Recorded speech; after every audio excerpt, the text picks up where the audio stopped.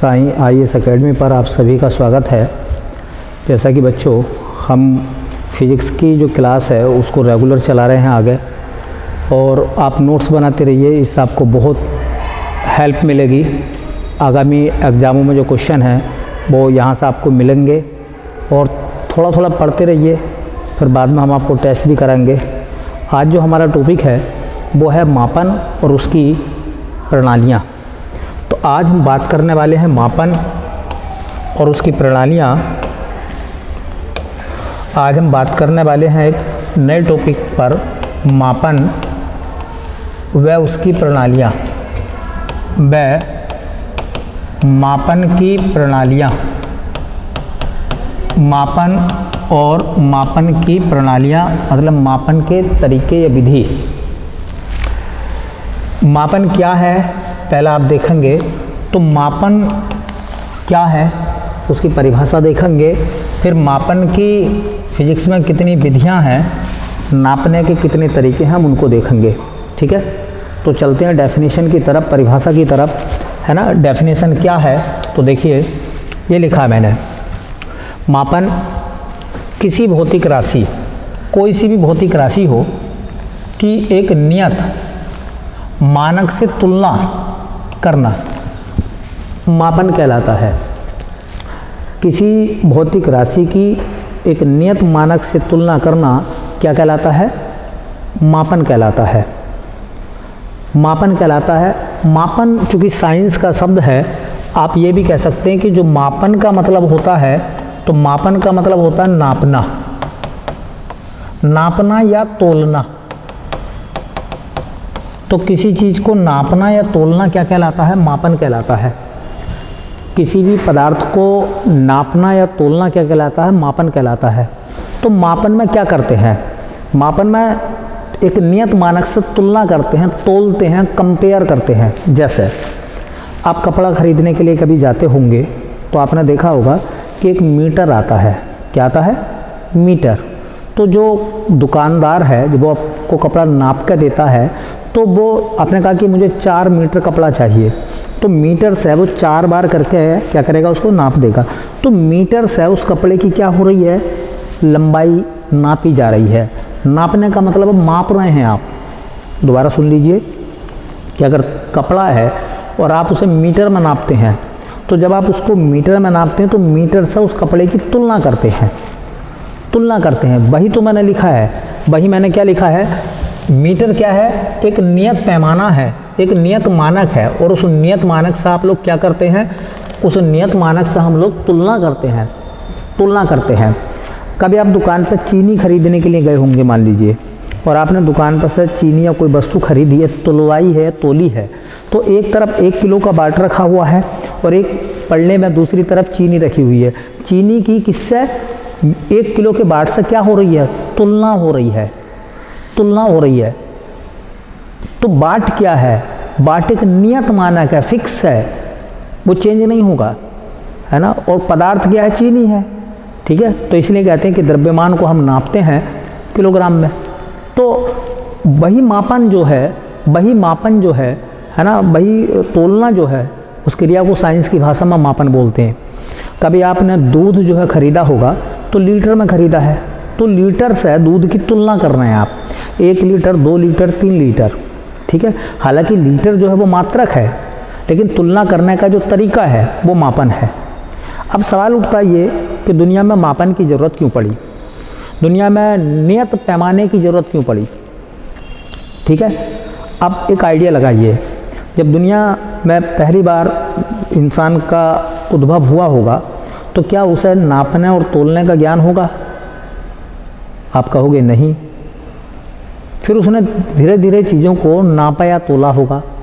जैसा मैं कहूँ कि भाई इस मार्कर में कितना वज़न है, तो कोई बच्चा कहेगा भाई साहब 50 ग्राम है, कोई कहेगा सर इसमें 70 ग्राम है, कोई कहेगा 75 ग्राम है। सवाल ये है कि जो 70, 75, 65, 60 ग्राम आप बोल रहे हो, क्या ये एक्यूरेट सही है? तो आप कहोगे जी एक्यूरेट सही नहीं है, यथार्थ रूप में ये सही नहीं है। चाहे वो सही हो, लेकिन आप उस पर ये तय नहीं कर सकते कि हाँ ये फिक्स हो गया। जैसा मैं पूछूं कि आपके घर से आपके स्कूल की दूरी कितनी है, तो कोई बच्चा कहेगा साहब 2 किलोमीटर है, कोई कहेगा लगभग 3 किलोमीटर है, कोई कहेगा लगभग 2.25 किलोमीटर है, कोई कहेगा लगभग 2.5 किलोमीटर है। इस तरीके से अब सवाल निकल कर आता है कि अगर उसे फिक्स नापा जाए तो वो 2 किलोमीटर 400 मीटर आती है, मतलब 2400 मीटर है। तो जो आपने नापा है वो फिक्स है। इसलिए कहा गया है कि मनुष्य की ज्ञान इंद्रियों के द्वारा जो अनुमान लगाए गए वो अनुमान सर्वदा सही नहीं थे। इसलिए जो सही नहीं था उसे फिक्स करने के लिए, उसका सही ज्ञान पाने के लिए हमने मापन की क्रिया को अपनाया, हमने नापने और तोलने की विधियों को अपनाया। ठीक है, नापने और तोलने की विधियों को अपनाया। तो अब आपको थोड़ा ज्ञान हो गया होगा कि मापन क्या है। मापन है नापने का एक तरीका, नापने की एक विधि मापन कहलाती है, या कह सकते हैं कि एक नियत मानक से तुलना करना मापन कहलाता है। और मापन की इसलिए इंसान को ज़रूरत पड़ी क्योंकि इंसान की ज्ञानेंद्रियों के द्वारा जो अनुमान लगाए गए थे वो अनुमान सही नहीं थे, फिक्स नहीं थे, उनमें थोड़ा बहुत अंतर ज़रूर था। ठीक है, जैसे तुमसे कहा जाए कि इस समय क्या टाइम हुआ है, अब आपके पास घड़ी नहीं है, घड़ी नहीं है तो आप बताओगे कि 4 बजे हैं, आप कहोगे कि 4:15 बजे हैं, आप कहोगे कि 4:20 हुए होंगे। लेकिन एक्यूरेट टाइम क्या है, सही टाइम क्या है, इसका पता आपको किससे चलेगा? घड़ी से। इसका पता किससे चलेगा? आपको मिनट से, सेकंडों से। टाइम का फिक्स अनुमान लगाया जाएगा घड़ी की मदद से। तो इसका मतलब जो तुमने अनुमान लगाया था क्या वो सही था? सही अनुमान नहीं, सही बात का पता किससे चलेगा? घड़ी से पता चलेगा। ठीक है, तो इसलिए कहा जाता कि इंसान के ज्ञानेंद्रियों के द्वारा जो अनुमान लगाए गए थे वो अनुमान सही नहीं थे, उनको सही करने के लिए मापन की आवश्यकता पड़ी। ठीक है, तो आपको ये बात भी समझ में आ गई होगी। अब देख रहे हैं हाँ, मापन का अध्ययन क्या कहलाता है, ये अच्छा सवाल बन सकता है। तो मेट्रोलॉजी को मापन का अध्ययन कहते हैं। मापन का अध्ययन क्या कहलाता है? मेट्रोलॉजी कहलाता है ना। तो ऐसे सवाल आ जाते हैं जैसे कि मैंने बताया था बायोलॉजी, बायोलॉजी में जीव जंतुओं का अध्ययन करते हैं, जूलॉजी जंतुओं का अध्ययन करते हैं, है ना।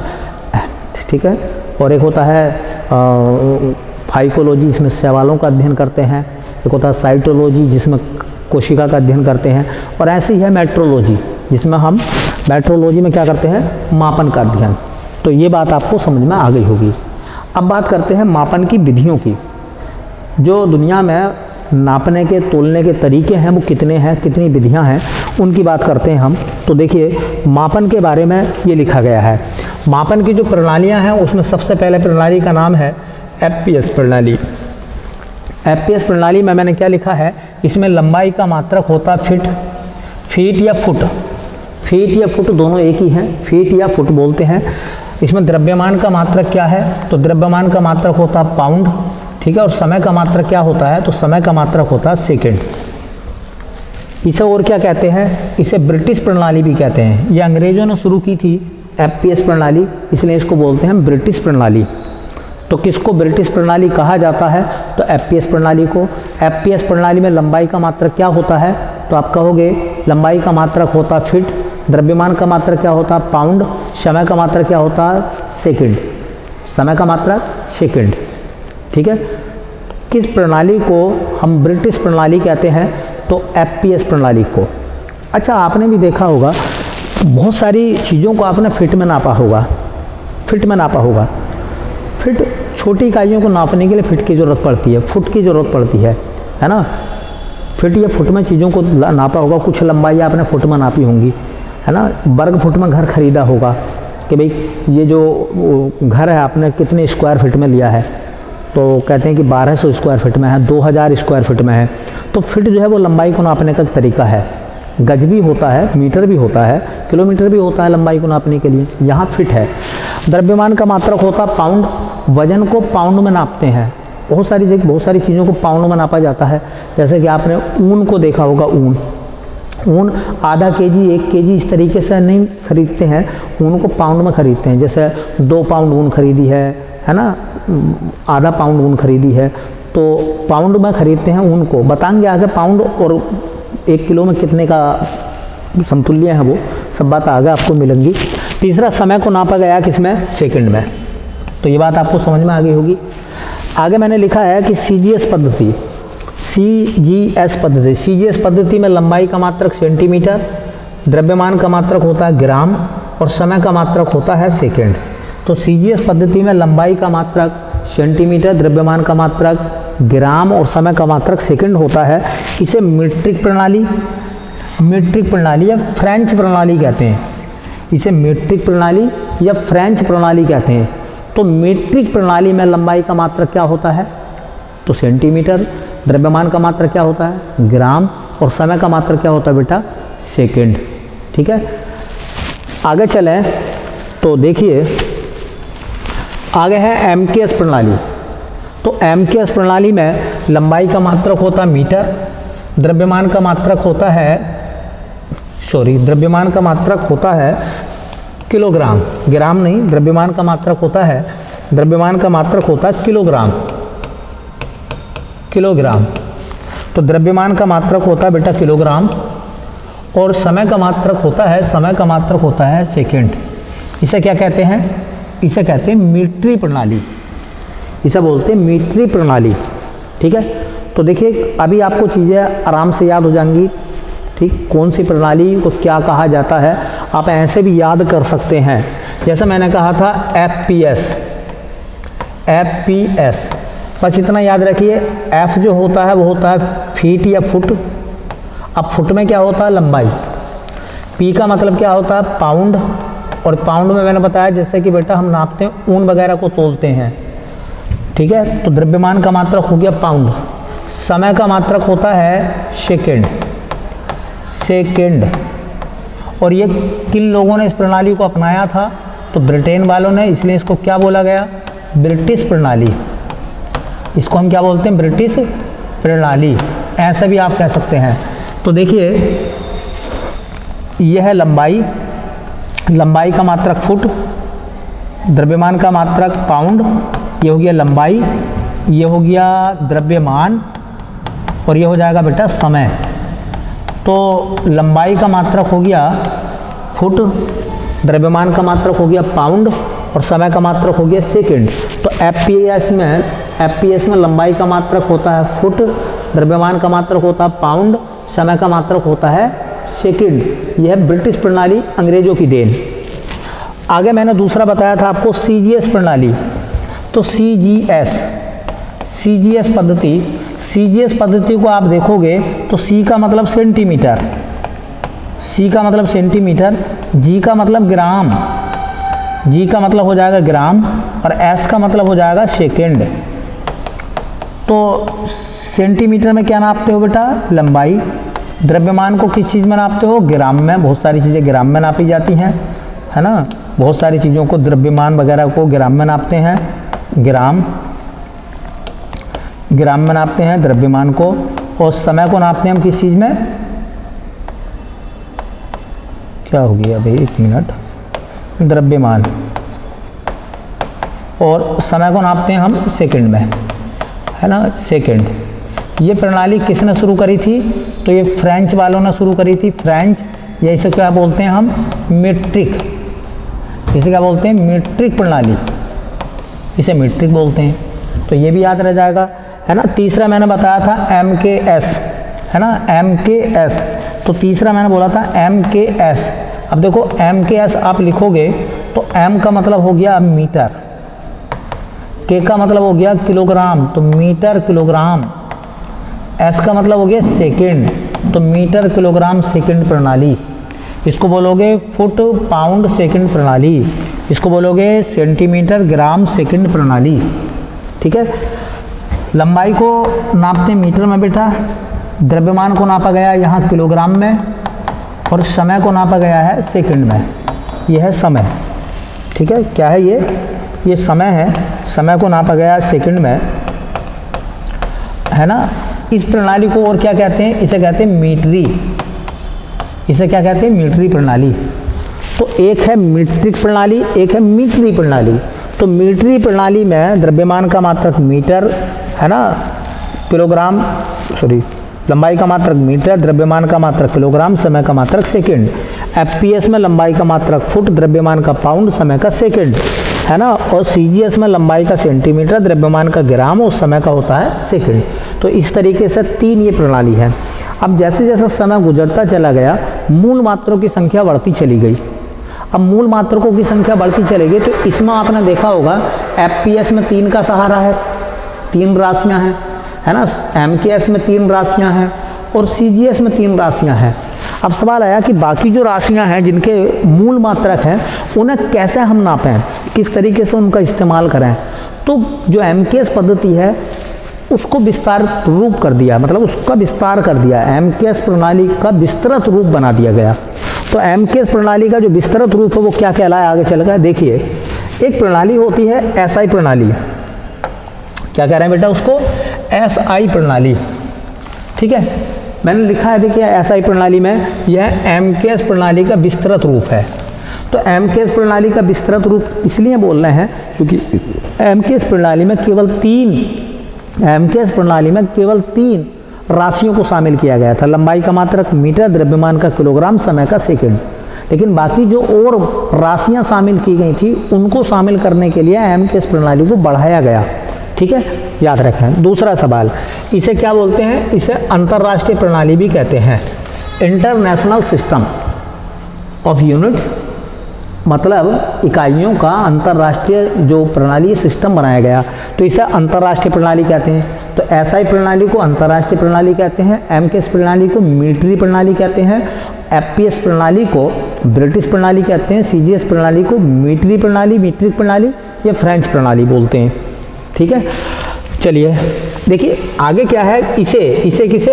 एसआई प्रणाली को माप और तोल के अंतर्राष्ट्रीय ब्यूरो। पहली बात सवाल सुन लो, माप और तोल का अंतर्राष्ट्रीय ब्यूरो कहाँ है? तो वो है सेवरिस में। सेवरिस कहाँ है? वो है पेरिस में। और पेरिस कहाँ है? वो है फ्रांस में। तो फ्रांस का शहर है पेरिस। पेरिस में एक जगह पड़ती है सेवरिस, वहाँ पर अंतर्राष्ट्रीय माप और तोल का हेडक्वार्टर है। अब याद रखें, अंतर्राष्ट्रीय माप और तोल का हेडक्वार्टर कहाँ है? सेवरिस में है। और सेवरिस कहाँ है? पेरिस में है। और पेरिस कहाँ है? फ्रांस में है। ठीक है, तो फ्रांस की राजधानी जो पेरिस है, उस पेरिस में एक जगह पड़ती है सेवरिस, वहाँ पर माप और तोल का एक अंतर्राष्ट्रीय हेडक्वार्टर है, अंतर्राष्ट्रीय मुख्यालय है, जहाँ से नापने और तोलने के दिशा निर्देश जारी होते हैं।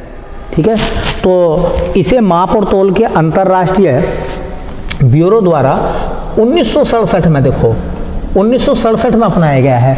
तो एसआई प्रणाली को जो है 1967 में अपनाया गया है। तो पूछ लेगा कि एसआई प्रणाली को कब अपनाया गया? 1967 में।